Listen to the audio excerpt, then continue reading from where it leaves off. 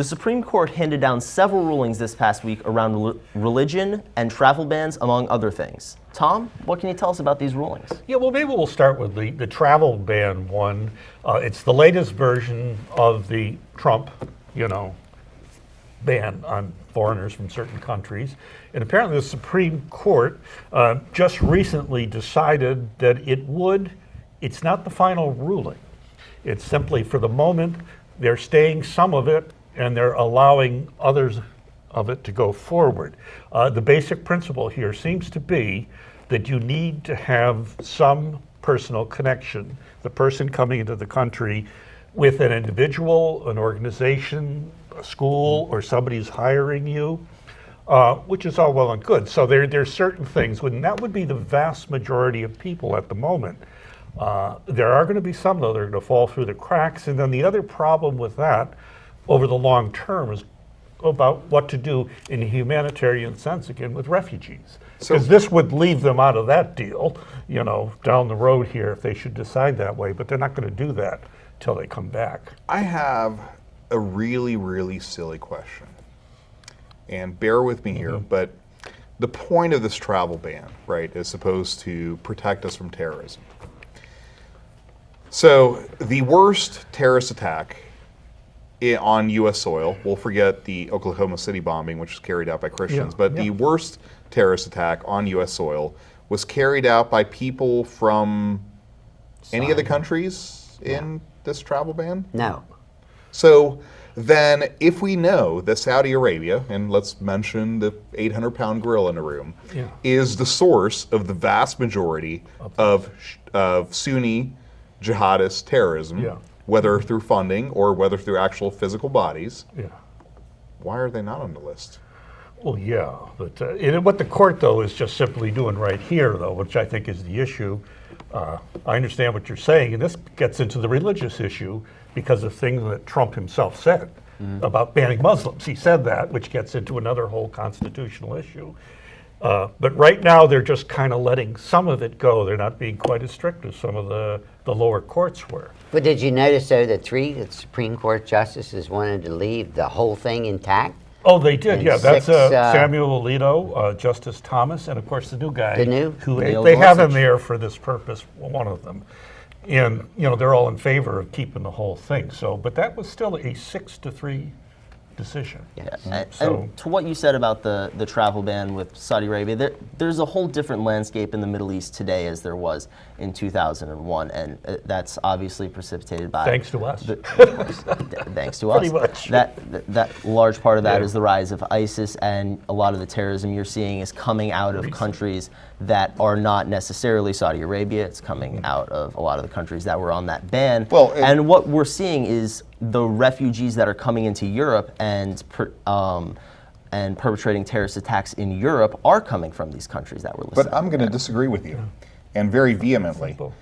Terrorism, aside from the people who came on 9/11, never came from Saudi Arabia. Saudi Arabia is not necessarily the cause of people who come out. It is a cause, or it is a source of funding that funds these groups. And I would dare you to go back and follow the money. Where is ISIS being funded from? It's being funded by Saudi Arabia, and it's being funded from the UAE. And you follow that money back, and you're going to find out that it's coming from there. Always follow the money. Well, the money's not exactly the issue. The issue is the people who are coming to our country. The money and is absolutely causing the actual issue, physical because damage. The money's part of the issue. But These that's not what's organizations addressed in the would not ban. exist without the money. They wouldn't be able to do what they do. Well, first of all, these organizations would not exist without us. We started this with the Afghanistan war. We supported all these groups because we supported groups that were opposing the Soviets during the invasion of Afghanistan. We created Al-Qaeda. Al-Qaeda was a CIA construct through the ISI, through the Pakistani intelligence agency. Osama bin Laden was a CIA operative. At one time. We should not forgive that or forget that. Yeah, and we can go back and forth playing the blame game, follow the money, follow the issue to its roots all we want. That's going away from the issue of this travel ban.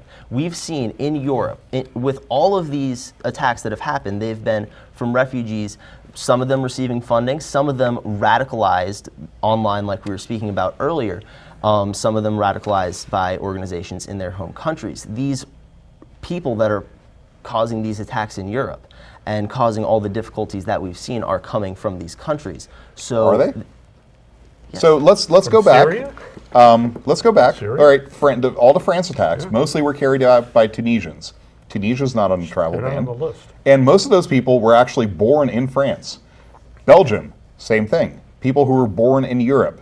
There is a bigger social issue that occurs in Western Europe when it comes to immigrants from Muslim countries. And I'm not justifying by any means the terrorist attacks. They're not from Syria. They're certainly not from Somalia. They're not from any of the countries on a travel ban.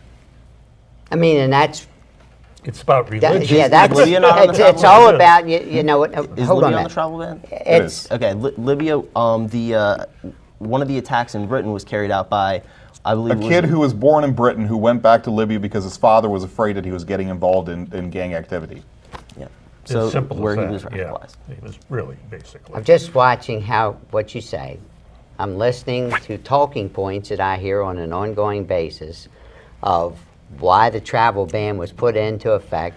We've had so much time to already institute something because it's been in effect and we've had no terrorists come in. We could have done a lot in the meantime, which is 4 or 5 months to The do reason- something, and we've done nothing. The reason given was that we needed time to tighten And we've up had the the issue. time, and we've had the done time. So absolutely the original nothing. And reason how doesn't much exist. vetting is actually let's back up a second here, because we seem to think that we have this open border, forgetting the fact that we're across an ocean. How much vetting is actually being done for people who already come into this country? Quite a bit, I will tell you from personal experience. There are months and months of interviews that people go through before they ever get on a plane to get over here. So there is a farcical understanding of exactly what our exposure is. And I think, honestly, this has nothing to do with the protection of the country, and it has everything to do with appeasing a certain mentality on a part of a certain part of his base when he was elected to make them feel good that we're banning these bad Muslims. Yep, absolutely, that's been part of it. And stay tuned. When we come back, we'll be talking about new laws in Maryland. We'll be back in 3 minutes.